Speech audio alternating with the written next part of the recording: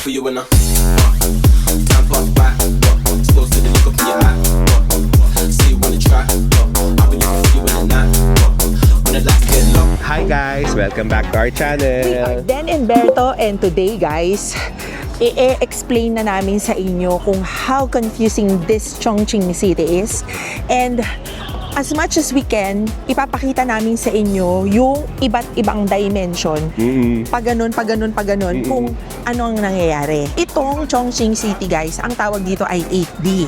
So hindi siya literal na 8 dimension, no? Ibig sabihin lang nun that it's more complex, super complex than a 3D. Isang hagdan lang to. So may isip nyo, one floor from the ground lang tayo, di ba? Dito na tayo galing kanina, di ba? Ito. May ground floor. Tapos nandito yung square. Isang hakbang. Lakad Ito tayo yung square. Lakad tayo papunta sa kabila.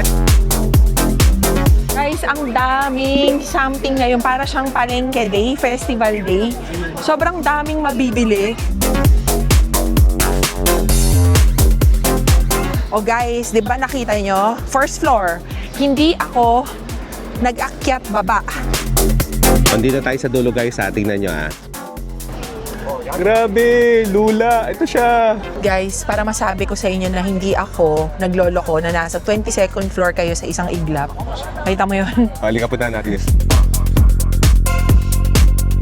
Ito yung kabilang view niya guys. Nakita nyo, bundok. Bundok to bundok. Grabe, 22nd floor. So wala tayong akyat, walang baba guys. Sa north, ground floor. Sa south, 22nd floor, ganun siya kalala. Ito lang yung isang area na makikita nyo talaga guys kung gaano siya ka-sophisticated. Ito guys, kung nandun ka sa kabila, kasi may illusion siya na nasa baba ka pa din because lahat ng mga sasakyan nandun.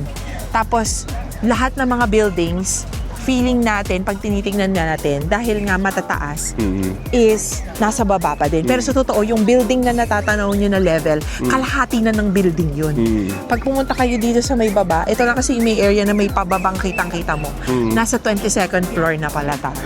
Galing guys, diba? I really like the layout of this square kasi ma-appreciate mo talaga kung paano siya naging confusing. Ito yung honey, nakikita ko na kinakain na ito, yan yung may mga sweets na parang mochi. 15? Okay. Ito guys, ang famous nila na street food dito. May iniikot-ikot sa likod si madam tapos lumalabas na yung rice balls. Pinuputol and then gumugulong sa roasted sesame seeds. Guys, ito glutinous rice. Para siyang mochi, no? Para siyang mochi. Sarap. Matamis na siya. Ayaw palagyan ni Berto ng brown sugar eh. Alam nyo guys, kaya ako gustong matry ito kasi glutinous rice. Ito yung nakikita ko sa mga TikTok. Para siyang sasabihin ko yung ko sa'yo.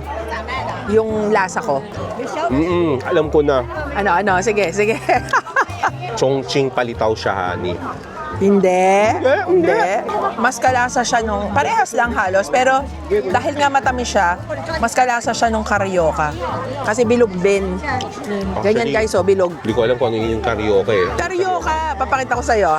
Kung pinalagay mo yung brown sugar, karyoka talagang lasa niyan. Nakain ko na yan dati, honey. Karyoka siya, ayan Nakain ko na dati yan. May mga iba pang tinda dito guys ha. Nakakita na din kami ng magnet dito, kaya bumili na din kami. Shishe. Zero cash transaction dito sa Chongqing, guys. 100% cashless to guys. Zero cash. Kung nagbabala kayong magdala ng cash dito, Wala. Huwag na. Wala kayong gagamitan ng cash dito guys. Nabili ko to guys sa convenience store eh. Tingnan niyo yung chocolate pangalan Dove. Dove. Habang naghihintay kayo tayong chocolate. Guys, ang time check natin ngayon ay 2:38 PM. At hindi pa kami kumakain ni Berto. Yung kinain naming mochi, yung pa lang talaga ang first meal of the day namin. Kaya mabuting meron kayong mga ganitong tsokolate. Para hindi kayo magka-hyper. Wow! Tingnan nyo naman. Linis. Maglilinis tayo. Para siyang Hershey. Siyang Hershey's. May laman sa loob. Almond. Almond. Guys, meron tayong kapaket. Yeah, kapaket. Guys, alam niyo dito sa Chongqing kaya siya viral city kasi sobrang daming content creator. Oh, sobrang dami talaga. Kino-content talaga tong area na to, no? Sanay na sila guys. Oo. Kaya, sanay. Sobrang dami. Meron nga ako nakitang mga lola doon na naka full camera kanina eh. Nagko-content din. Nagko-content talaga sila. So, Pakilala tayo sa YouTube Yeah. natin, di ba? Kasi punta tayong Korea next next month, next month nga pala niya. Korea ulit. Makain ulit tayo doon ng, anong paborito na pagkain sa Korea? Yung ano, yung ice cream. Yung ice cream. Toasted ice cream. Oh, yung At saka toasted syempre, ice yung cream, mga- marshmallow ice cream na Ano ba yan? toasted. At-shine na tayo Oo nga, eh. kaya nga. Hello! Ang mura talaga dito mamasyal sa Yes. Chongqing guys. Pero mo yung Yes. yung kahit 3D, kahit 8D city siya mahirap lakarin. Mahirap talaga siya. lakarin. Pagka nga unhol, kung 7 minutes walk siya, ADD mo na siya na ride. DD mo or na. taxi, ganun Oo. guys. Guys, nandito na tayo ngayon sa Raffles City. Akyatin natin yung observatory para makita natin yung skyline ng Chongqing. Actually, pansin nyo, yung pangalan niya ay Raffles City. Tapos yung architecture nitong Raffles City building, kamukha niya yung Marina Sands Bay Oo sa nga. Singapore. Oo. And Raffles City din, meron din sa Singapore, 'di ba? Kasi pareha sila ng branding. Pero No? sila rin yung gumawa. Same, oo. Siya nice din ang gumawa. Itong building na ito, guys, is also a mall. And high-end yung mga stores dito, ha? Dito yung entrance papunta doon sa observatory deck. The Crystal ang name. Glass observatory deck ito at makikita mo doon sa taas yung Yangtze and Jiangling River. Napaka-futuristic pa lang pagpasok ng elevator.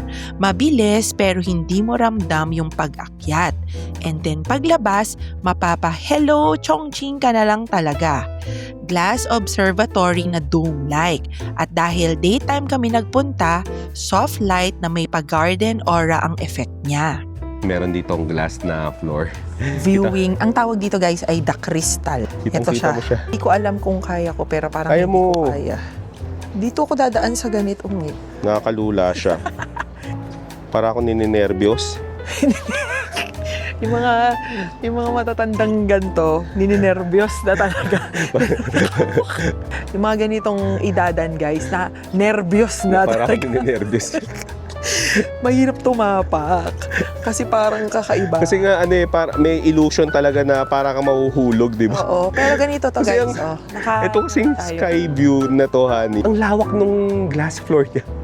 Kung hindi lang siya yung may makakapitang ka Di sa ba meron tayong mga gilid-gilid. glass floor na merong mga divider? Ito Oo. kasi ang lawak eh. Ang ganda ng weather. Ayan, ngayon, ayan. guys. Pagdating dito guys, meron ditong parang para hindi ka Opaque. maalula. Opaque yan. Nervyos. Nervyos. Ganun talaga. Grabe yung mga term natin pang matata, nervyos. Kaya nga, ito daw guys, huwag nyo daw ididikit yung mukha nyo dyan, huwag nyo ilalabas yung kamay ninyo for safety reason.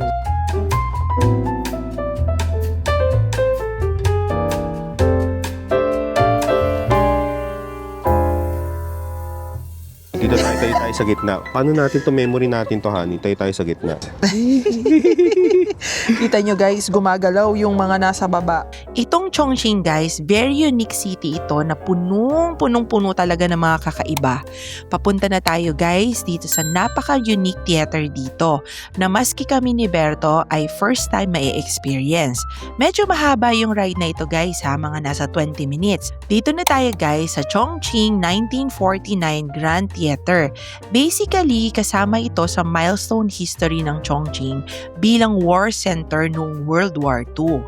Nag-book ako through Klook ng tickets 2 days in advance kasi mabilis daw maubos yung mga seats. Tapos guys, huwag kayong mag-worry kasi yes, naka-all Chinese siya pero meron sila ditong free translator as in live translation ito. Meron lang deposit na 150 yuan each, refundable naman kapag nasoli mo na. Muusok. Wild. Tapos may ganun. Para siyang curtain. Ang seat namin guys ay nasa VIP A. Closest ito to the stage. Ito guys ang start ng play. Imagine nyo to guys ha. Nanonood kayo ng live performance na na-recreate yung scene dati. Na para bang kasama ka talaga. Unang pasabog at meron talaga silang ship na lumabas. at sunod-sunod na ang mga surprises. Your chair is turning 360 degrees while the stage moves on a different dimension. Like taas, baba, gilid, paikot. Wala kang mamimiss out na act sa stage kasi constantly moving everything. Yung feeling dito guys, may illusion na para ka ding tumataas and bumababa, pero yung stage ang nagmo-move. Can you imagine the perspective ng stage? It's really a complete immersion. Oh, grabe naman. Ang dami nilang reps sa sinagado. Ayun o. Lumilipad sila. My gosh. 风过九层楼，一山心看多少春秋，写写的誓言不曾被带走，长留自珍滚烫心头。 Tapos na ang theater. Maghahatpat na. Gutom na si Den. Nang masasarap. At alam nyo guys na maganda yung experience if after the show, napapakanta ka pa rin talaga. Few meters away lang doon sa pinuntahan nating theater ang si Chiku Ancient Town. Ang dami. Hindi mo alam kung saan ka magsisimula. Ang daming kainan. Ay, may mga free taste, oh. Syempre, smacker talaga kami ni Berto ng free taste, napa-free taste na kami at napabili. Alam mo guys, ito yung masarap iuwi sa Pilipinas. Tapos pag mayroong major na Netflix na movie, ito yung masarap chicken. Ano siya guys? Tama beans. Yung popcorn. Kaya, thank you. Ay, mabigat siya ha. Mga year yan eh. Oo nga no. Di ba? Year of the Year of the Mouse, Pig Tiger, ka. Year of the Pig. Ano ba ako? Year of the Horse ako. Horse ka. Ito feeling ko alak to. Alak ba? Oo, ayan o, beer. Nakita mo yun, oh. Oh, beer. Ayan, no? Iba't ibang beer. Iba't Diyos ibang ko, beer ang guys. dami. Paikot, 360 beer. 360 beer. Iba't ibang mga At brand. pinupuntahan siya ng mga bee. Mga bee matamis. Grabe naman ganyang ka-romantic. Kunyari isang ano. Yan. Tapos titingnan sa kaliwa. Yo. Grabe. Baba mo konti yung shoulder mo. Yan. Perfect. Isipin mo yung crush mo na inalayan mo doon sa Takeo Onsen ng Mamoru. Ikaw yun eh. Ako yun. Nandito tayo ngayon sa Mahjong Museum. Tingnan natin, honey. Sinasalat yan. Ginaganyan, di ba nakaganyan? Ginaganon yan, Salat ginaganon. Okay. May mga characters yan. Ito, number 1 to yan. Sinasalat yan para pag ano mo, pak! Ganyan yan. Pinaporma yan, di ba? Nakaporma yan. Pak. Ganyan, ganyan. Tapos pagka bumunot ka, ginaganyan yan guys, ginaganyan. Pagka bumunot ka, dalawa yan eh. Oo. Pagka bumunot, di ba, kunyari bubunot, sinasalat yan. Tapos, ganon. Bingo! Noon. Yung capybara, lumabas siya sa avocado. Hindi avocado ba yan? Avocado yan. Lumabas siyang ganun. Guys, 58. Medyo famous tong location na to guys, pero hindi masyado marami ang turista. Dito guys, ang mga namamasyal din, mga local, families, mga nag-e-enjoy na senior, ganyan. Guys, nandito tayo sa last stop ng ating vlog for today. Guys, nandito tayo sa largest hot pot na nasa cave. Oo. Cave, tunnel, and previously, this was a bomb shelter.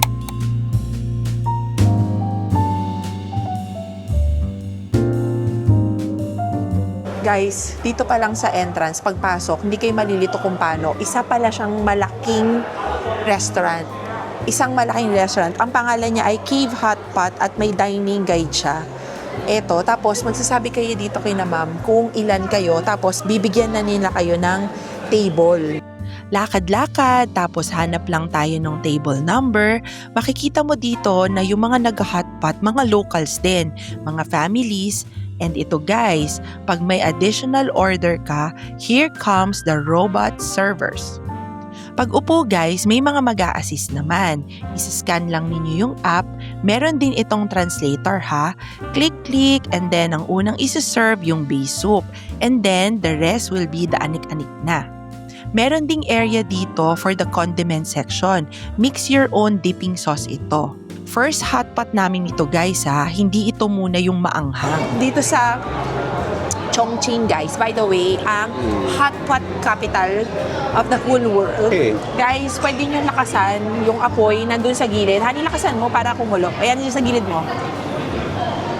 Pwede nyo lakasan, tapos pwede nyo hinaan. Ayan. Pagka magluluto na.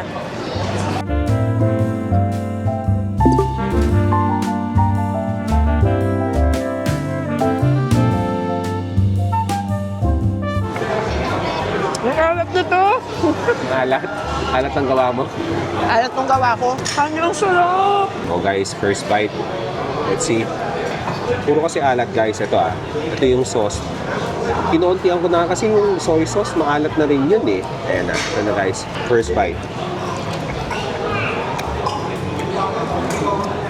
Oh guys, shiitake mushroom.